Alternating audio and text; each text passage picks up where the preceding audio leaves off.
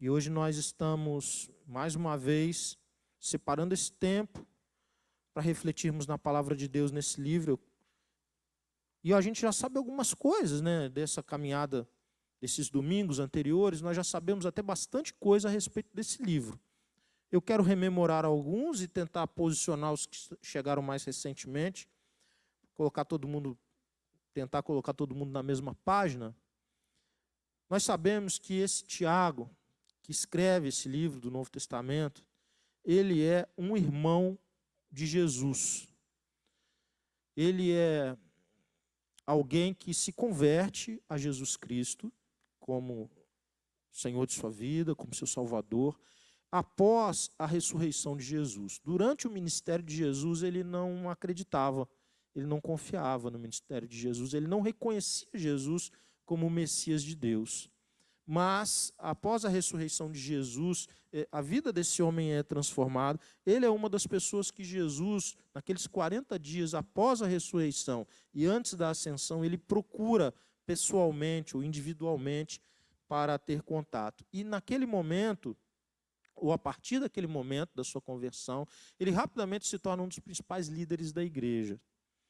Numa controvérsia, numa questão importante para o início da igreja, que era se os que não eram judeus deveriam circuncidar os seus filhos ao se converterem, eles então reúnem os líderes e Tiago tem o parecer final sobre esse assunto, orientando então que aqueles que eram judeus poderiam continuar com os traços da sua cultura, inclusive a circuncisão sem nenhum problema, mas aqueles que não eram judeus, eles não precisavam circuncidar os filhos, porque a circuncisão que valia mesmo é a circuncisão do coração.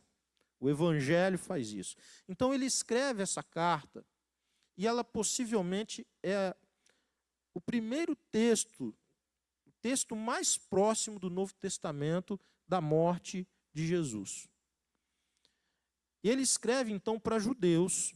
Pense, Jesus era judeu, a mensagem de Jesus como Salvador sai de dentro do judaísmo, os judeus se convertem e eles são perseguidos, eles saem de onde eles estão e eles vão para muitos lugares que eles não planejavam ir, que eles não gostariam de ir, mas por conta da perseguição eles são obrigados a ir. Tiago escreve para esse grupo, novos na fé em Cristo Jesus, oriundos do judaísmo. Então ele vai dar muitas orientações práticas. Quando nós lemos o livro, e eu tenho pedido para os irmãos lerem Tiago em casa, ele parece um pouco um livro de sabedoria, porque ele vai tratando de diferentes assuntos ao longo do livro. Parece que está lendo um Provérbios, não na linguagem poética, mas na colocação dos assuntos. Hoje nós vamos ler o capítulo 1, a partir do verso 19, e nós vamos refletir juntos. O texto nos diz assim, queridos: meus amados irmãos, tenham isto em mente, sejam todos prontos para ouvir, tardios para falar e tardios para irar-se. Pois a ira do homem não produz a justiça de Deus. Portanto, livrem-se de toda a impureza moral e da maldade que prevalece e aceitem humildemente a palavra implantada em vocês, a qual é poderosa para salvá-los. Sejam praticantes da palavra e não apenas ouvintes, enganando-se a si mesmos. Aquele que ouve a palavra, mas não a põe em prática, é semelhante a um homem que olha sua face num espelho e depois de olhar para si mesmo, sai e logo esquece a sua aparência. Mas o homem que observa atentamente a lei perfeita que traz a liberdade e persevera na prática dessa lei, não esquecendo o que ouviu, mas praticando, será feliz naquilo que fizer. Se alguém se considera religioso, mas não refreia sua língua, engana-se a si mesmo. Sua religião não tem valor algum. A religião que Deus, o nosso Pai, aceita como pura e imaculada é esta: cuidar dos órfãos e das viúvas em suas dificuldades e não se deixar corromper pelo mundo. Amém.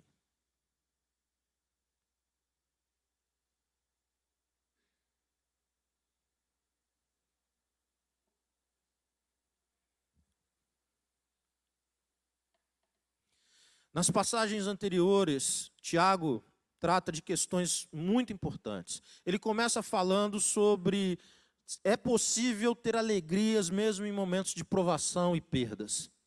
Ele começa dizendo que há um tipo de alegria que está preservada, que está separado para aquele que persevera na fé, mesmo no momento da dificuldade, que era exatamente o momento que os leitores dessa carta estavam, um momento de muitas perdas e dificuldades, mas que era possível ser feliz, era possível ter alegrias, mesmo com circunstâncias adversas, não desejáveis acontecendo em suas vidas.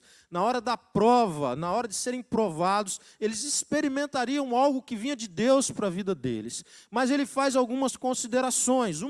Uma dessas considerações que ele faz é que eles deveriam perseverar na fé. A prova não deveria servir para desanimá-los, não deveria servir para que eles olhassem para trás, para que eles desistissem da caminhada com Jesus. Ao contrário, que eles deviam permanecer firmes e perseverar, porque eles seriam vitoriosos, eles receberiam de Deus a força necessária, eles receberiam de Deus surpreendente alegria para lidar com, mesmo diante de situações difíceis, não que eles se alegrassem com aquilo que eles não desejavam, não que eles deveriam se alegrar com aquilo que era ruim na vida deles, não, mas eles encontrariam alegria e força em Deus ao perseverarem na fé. Nós vimos também que Tiago orientou que essas pessoas deveriam, então, buscar em Deus por sabedoria de como procederem diante de provações, de como procederem diante de situações difíceis, indesejáveis. Quando a prova vem sobre a vida dos filhos de Deus, o que fazer é uma pergunta muito comum. As pessoas perdem a noção, fica tudo embaçado e elas não sabem que direção tomar. Mas Tiago deixa claro que Deus tinha tudo o que elas precisavam e que, portanto, elas deveriam buscar a Deus, porque Deus daria a elas sabedoria para lidar com aquela situação difícil.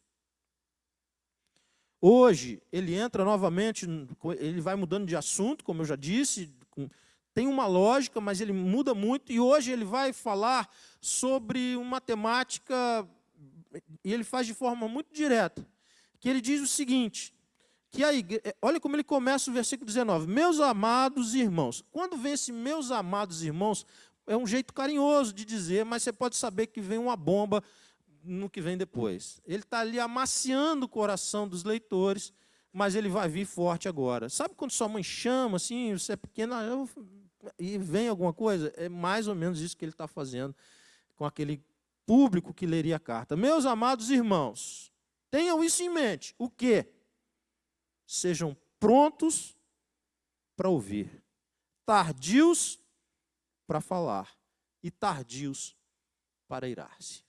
Ele é bem direto. O jeito que ele escreve é bem direto. E ele conclui, pois a ira do homem não produz justiça de Deus. Quero refletir algumas coisas com vocês, iniciando-se por essa questão da fala, da reclamação, da murmuração. Nós sabemos que há algum benefício quando alguém está em dificuldade, procura uma outra pessoa confiável, madura, para compartilhar questões que estão machucando, questões que estão doendo o coração, em busca, talvez não de uma solução, porque existem circunstâncias que o outro, mesmo amando muito, mas não tem em suas mãos solução para aquela questão, mas procurando alguém que possa ouvir, acolher, orar junto, abraçar, estar ao lado. Isso tem muito valor. Mas Tiago vai tocar num ponto que é fundamental que nós percebamos. Nós não podemos fazer isso em lugar de buscar a Deus. Ele vai desenvolver essa ideia. Então ele está dizendo, olha, não adianta reclamar, essa é a primeira questão. Então não adianta murmurar, não adianta dizer ó vida, ó céus, ó azar, ó vida cruel, não adianta dizer isso. Isso não produz o que Deus quer que seja produzido no momento da tua provação. Essa não é a saída para quem é cristão. Esse não é o caminho que produzirá no meio da tua provação aquilo que Deus quer produzir. Por isso ele diz que as pessoas deveriam aprender a ouvir. Elas deveriam falar menos e ouvir mais. Mas muitas vezes, quando nós estamos numa provação, numa dificuldade, a última coisa que nós desejamos é quietude. A última coisa que nós desejamos é o silêncio. Porque nós ficaremos aparentemente sozinhos com as nossas questões, sozinhos com as nossas dores, sozinhos com os nossos medos, sozinhos com as nossas frustrações, sozinhos com a nossa raiva, sozinhos com a nossa rebeldia, sozinhos com maus sentimentos e maus pensamentos que estarão dentro de nós.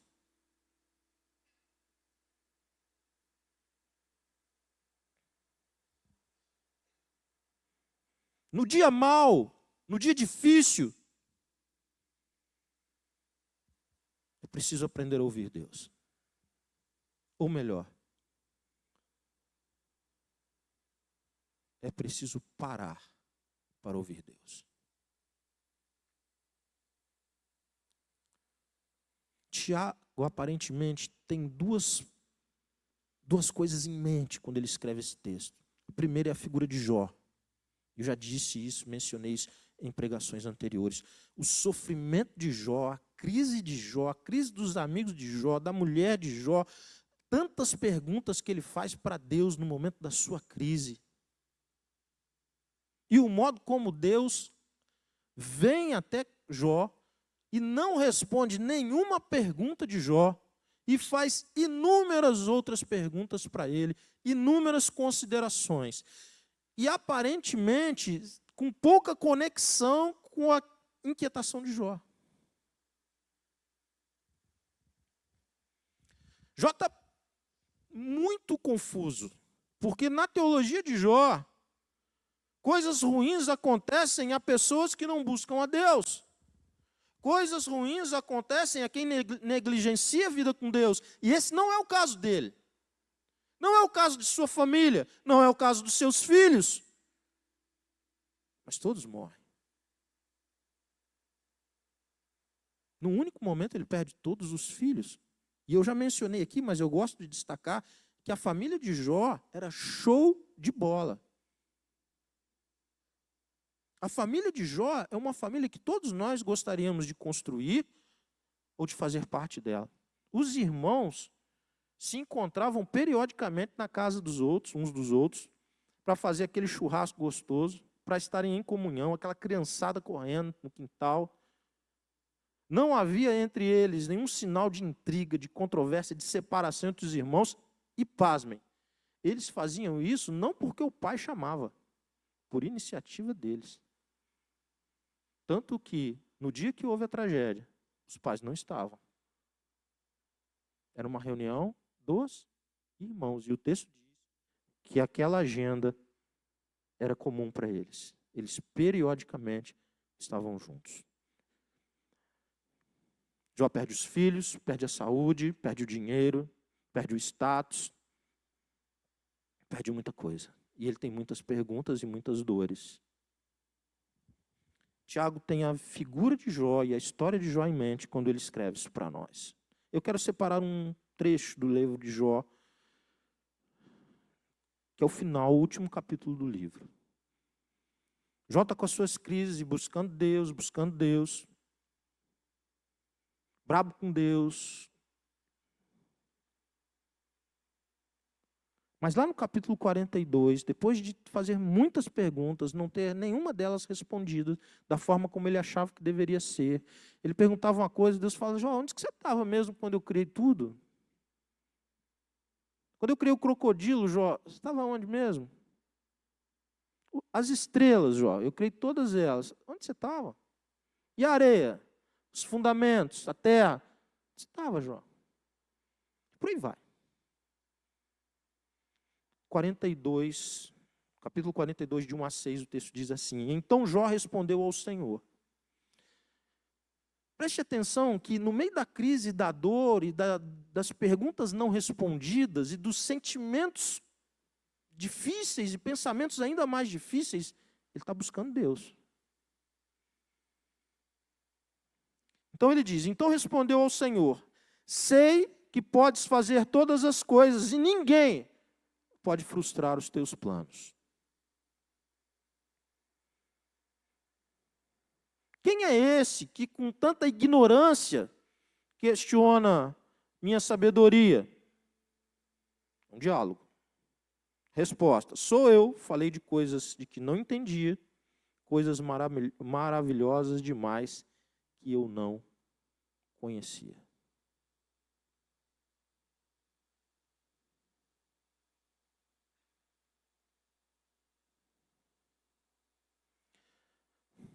Disseste, ouça, e eu falarei.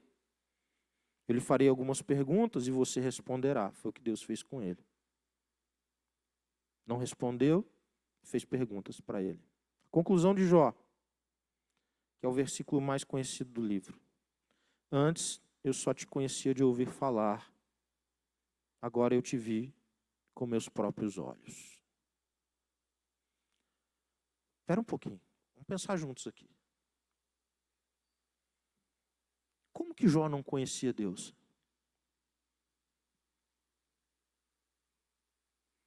Sabe o que Deus disse de Jó, ou a respeito de Jó, para Satanás?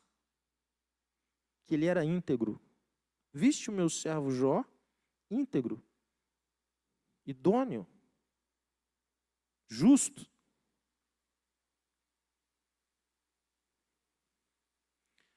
Não foi um amigo de Jó, não foi o filho de Jó, não foi a mulher de Jó que disse isso a respeito de Jó.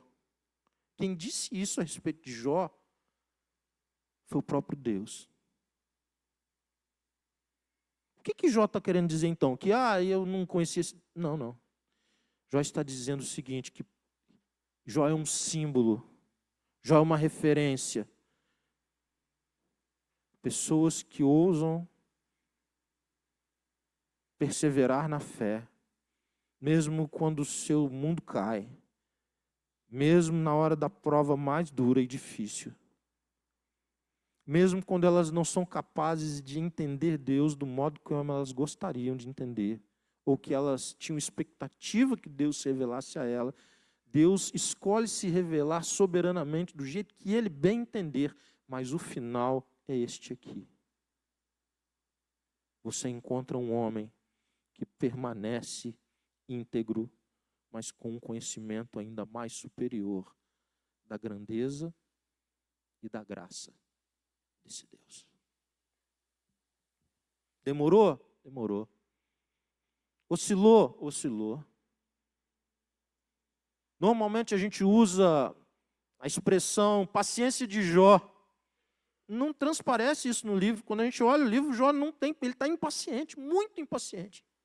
Mas ele persevera, ele permanece. Ele não permanece porque ele está super paciente, ele não está. Que Deus nos dê não a paciência de Jó, mas a perseverança de Jó, para que conheçamos a graça de Deus de um jeito ainda infinitamente maior do que aquela que conhecemos até hoje. São as lições da prova. Na hora do sofrimento, não basta falar, é preciso ouvir. É preciso ouvir. O versículo 20. Além de ouvir a Deus, o versículo 20 nos remete para outra coisa que nós devemos fazer na hora da prova. Ao invés de falarmos muito, buscarmos ouvir a Deus, mas o versículo 20 ele é bastante esclarecedor. E eu peço que ele seja projetado, por favor.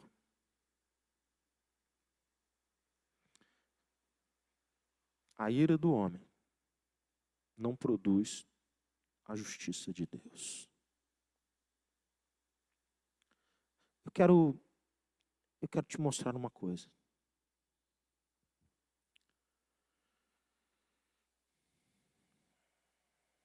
Os amigos de Jó e a mulher de Jó, eles também estão em crise. E eles questionam Jó. Os amigos questionam Jó. Dizem, Jó, abre o jogo com a gente. Não é possível ter acontecido isso na sua vida se você não tem pecado escondido. Não é possível que algo tão trágico tenha acontecido a você sem que você tenha um esquema que a gente não conhece. Abre o jogo aí, pô. Mas a mulher que permaneceu com ele, ela chuta o balde. Ela chega e diz: amaldiçoa esse teu Deus e morra, Jó. Por que adianta você ter um Deus que permite que você passe por uma situação tão difícil? De que adianta, Jó, você ter um Deus que não te poupa de dificuldades e de provas e de perdas nessa vida? De que adianta ter um Deus assim? Mas o que Jó faz? Persevera. Mesmo tendo pessoas ao redor com discursos desanimadores, inadequados para aquele momento. Cuidado quem você ouve e o que você ouve no momento da tua prova. Jó conseguiu perseverar, nem sempre nós conseguimos. Nem sempre, no momento que a gente está em dúvida, que a gente está numa situação difícil, nós nos mantemos firmes com Deus, porque vozes que não são de Deus, são outras vozes, vêm sobre nós, nos estimulando e nos encorajando a desistir ao invés de perseverar. Chutarmos o balde ao invés de nos ajoelharmos na presença de Deus e chorarmos as nossas dores na presença de Deus. Vozes vêm dizer: desista, olha para o teu lado, um monte de gente aprontando, um monte de gente que nem liga para Deus, olha como eles estão bem e você está dessa forma. Cuidado quem você ouve. Quem são seus conselheiros? Cuidado para você não trocar a palavra de Deus, as orientações da palavra de Deus, por gente completamente desalinhada da palavra.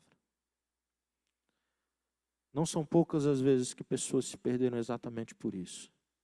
Abandonaram a verdade de Deus que conheciam, porque se aconselharam com pessoas, porque ouviram, deram ouvidos a pessoas que estavam completamente desalinhados do ensino da palavra. Quero avançar. Versículo 22. Além de falar menos e buscar mais a Deus e a sua palavra, nós precisamos consagrar a nossa vida. Sejam, portanto, praticantes da palavra e não apenas ouvintes, enganando-se a si mesmos. 23. Aquele que ouve a palavra, mas não a põe em prática, é semelhante a um homem que olha a sua face no espelho. Por favor, pode continuar. E depois de olhar para si mesmo, sai e logo esquece a sua aparência. Mas o homem que observa atentamente a lei perfeita que traz a liberdade e persevera na prática dessa lei, não esquecendo o que ouviu, mas praticando, será feliz naquilo que fizer. O 21, ele faz um alerta. E todos os seguintes vão tratar disso, ele vai trazer uma metáfora que é muito interessante. O 21 diz assim: livrem-se, portanto, livrem-se de toda a impureza moral e da maldade. E aceitem a palavra que foi implantada, porque ela é poderosa para salvá-los. Os conselhos fora da palavra não são poderosos para salvar. Não vão te livrar dessa, não.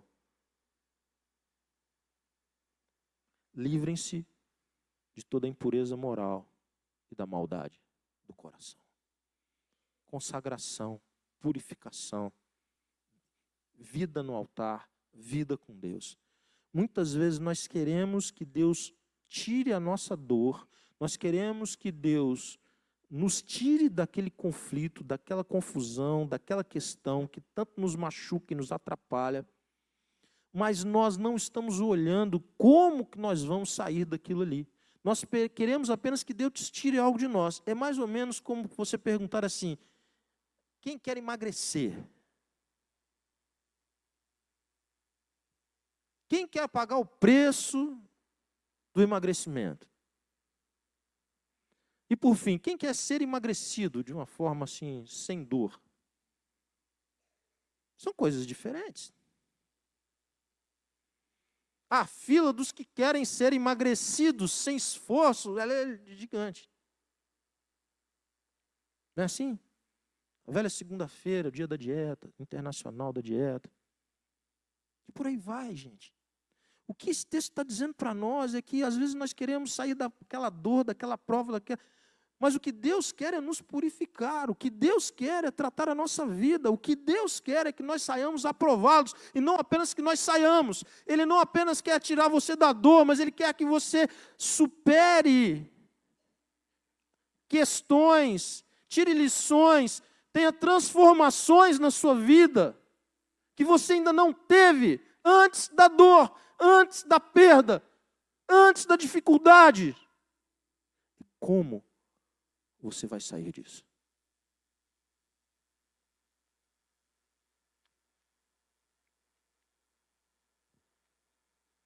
Você vai sair mais crente no Senhor Jesus? Você vai sair amando mais a Deus? Você vai sair como Jó, dizendo, olha, eu achava que te conhecia, mas hoje eu reconheço que eu era um tolo em todas as vezes que eu te questionei.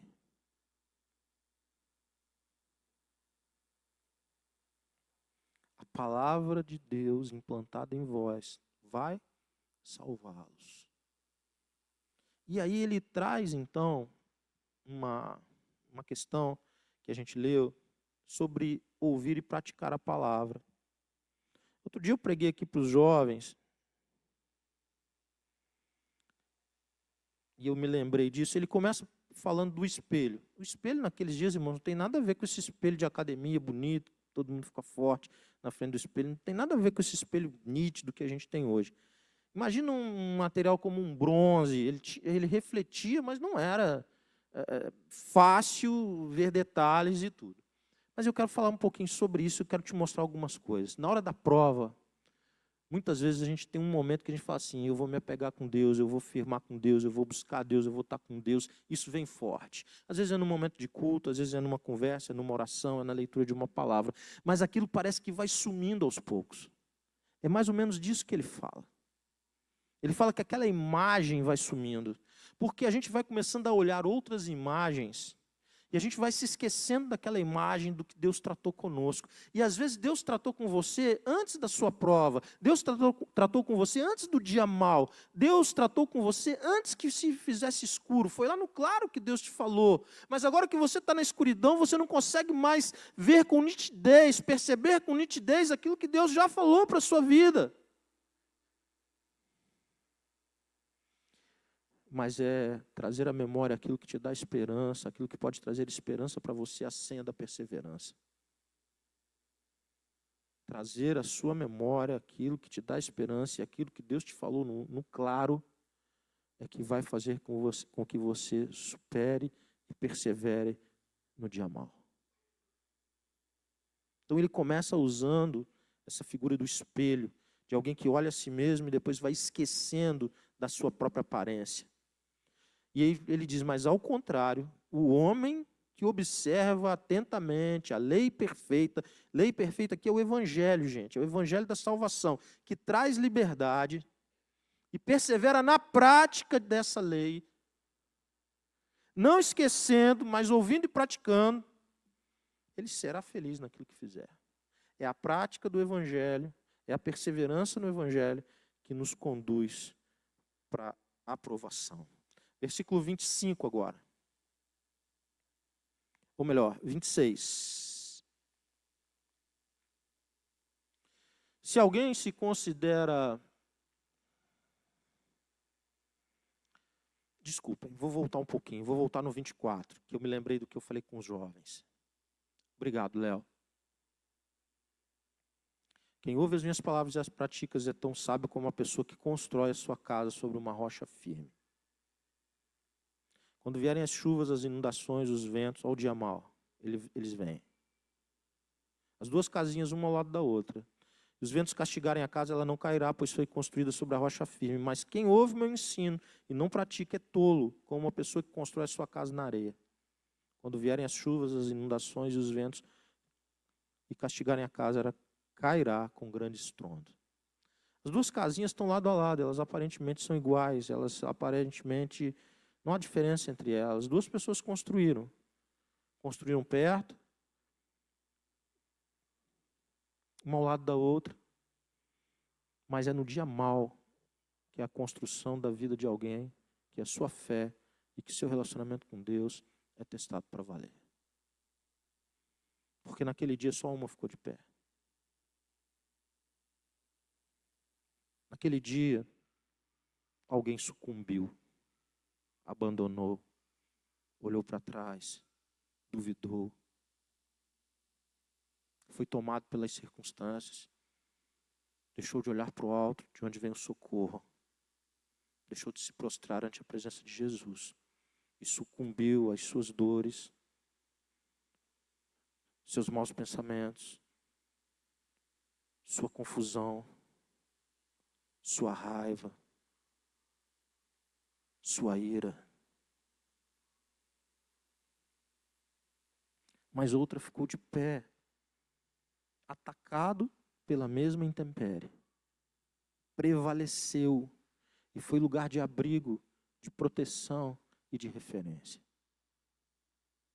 Essa comparação aqui, ela é nítida, ela é clara, ela é cristalina. A gente faz a imagem dela na nossa mente. Uma cai e a outra permanece. O que fez com que uma casa permanecesse de pé e a outra não, era aquilo que os olhos não podiam ver. Era o que estava debaixo da terra, era o que estava encoberto. Era a sua fundação, era o fundamento da vida de alguém. Os fundamentos da nossa vida são testados no dia mau. E nós fazemos isso. Nós construímos um alicerce, um fundamento forte, evitando algumas tentações. A primeira, terminar rápido a obra.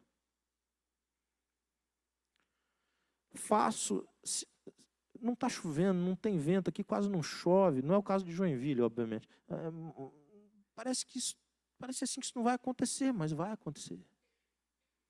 Vai acontecer, já aconteceu em outras famílias e poderá acontecer na sua, na minha. Aconteceu em outras circunstâncias e poderá acontecer de novo. Mas muitas vezes tomados pela pressa, eu não vou investir nisso não, eu vou investir mais naquilo que é aparente, eu vou investir num revestimento, eu vou investir numa tecnologia dentro da casa, eu vou investir num telhado que de longe as pessoas vão ver quão bonito é esse telhado, vai chamar a atenção, eu vou investir naquilo que é aparente, eu vou investir naquilo vou atrair os olhares, os elogios e o reconhecimento, e vão bater nas minhas costas e dizer, nossa, como que você construiu rápido, nossa, como que ficou bonita. Nossa, que bom gosto você tem.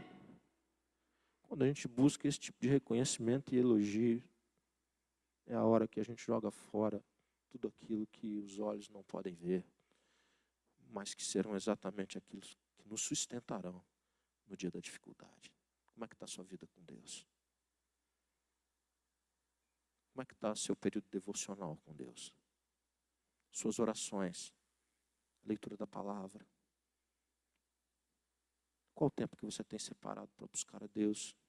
O melhor tempo do seu dia é estar com Deus. Ninguém vai ver isso. Você já é grandinho, ninguém vai ficar vigiando isso na sua vida. Mas são essas experiências com Deus e esse conhecimento de Deus, os fundamentos da vida de alguém.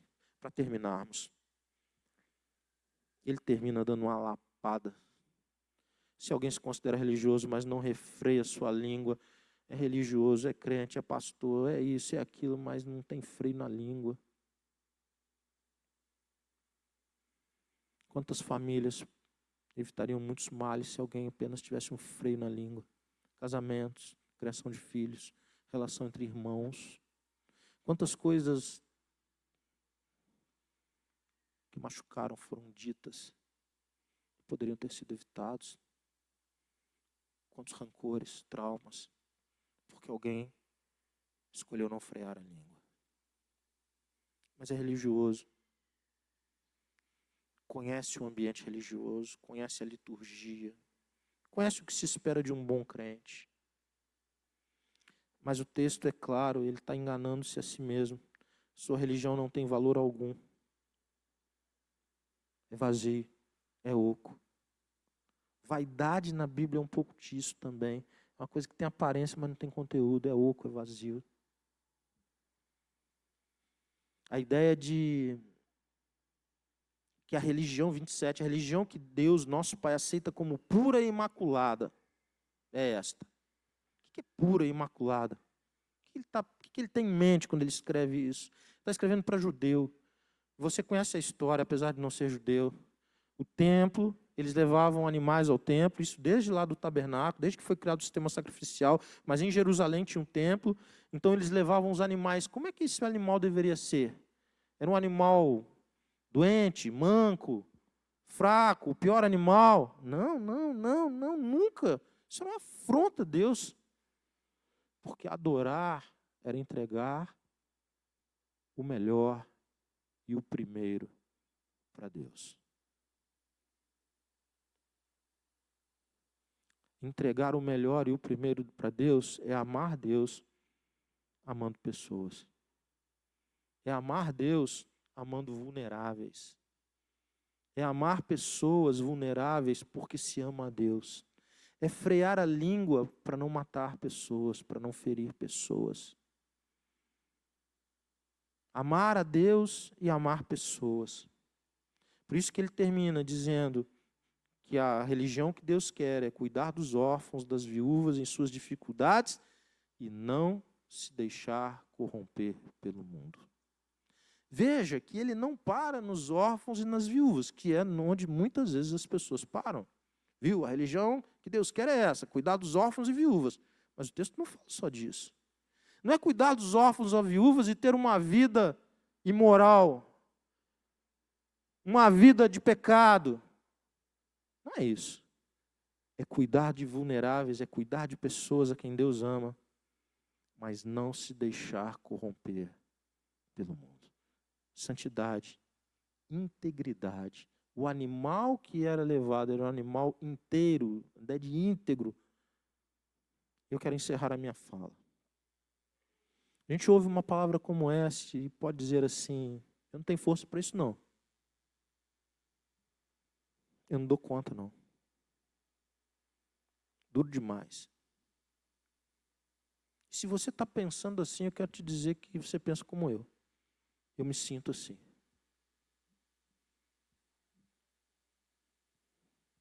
E se eu não tivesse conhecido o Evangelho da Graça, hoje era o dia de eu chutar esse balde, meter o pé e nunca mais voltar. Porque eu não dou conta disso aqui. Eu me conheço, tenho espelho em casa, melhor do que esses dessa época aqui.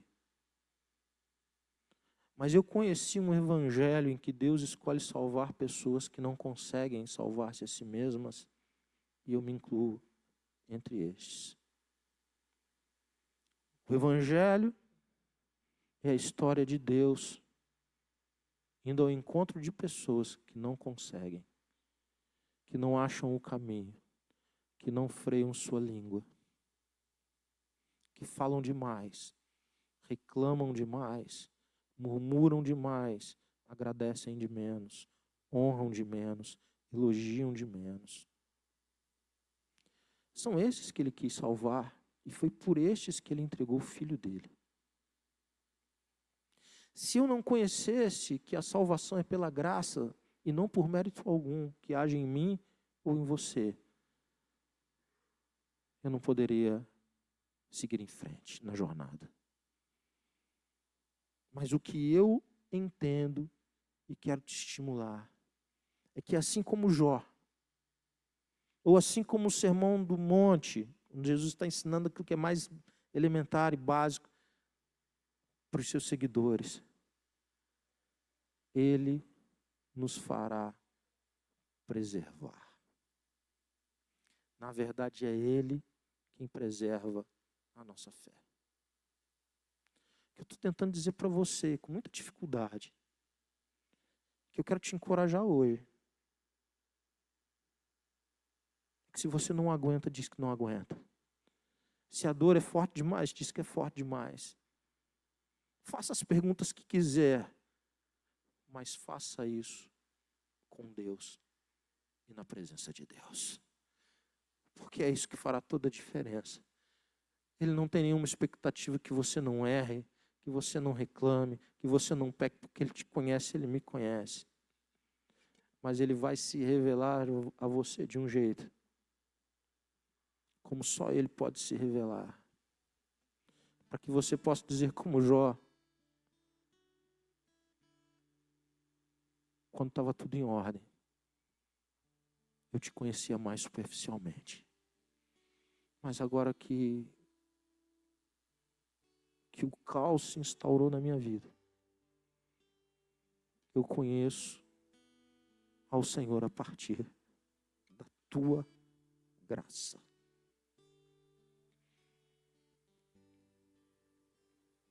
Da tua graça. Sem nenhum desejo de barganha. Sem nenhum desejo de que convencer Deus de que a gente é bom, de que a gente merece. Sem nenhum desejo de, Senhor, Deus, eu vou ficar bonitinho uma semana, mas tira essa dor da minha vida. Sem nenhum desejo de dizer para Deus, olha Deus, agora eu vou fazer tudo que eu não fiz a vida inteira. Mas agora o Senhor me ajuda. Não. Sem troca. Sem troca. Deus, tem misericórdia da minha vida, porque eu sou pecador. Deus, tem misericórdia da minha vida, porque eu estou com ódio de um monte de gente. Deus, tem misericórdia da minha vida, porque eu estou irado contra o Senhor. Senhor, tem misericórdia da minha vida, porque está doendo demais.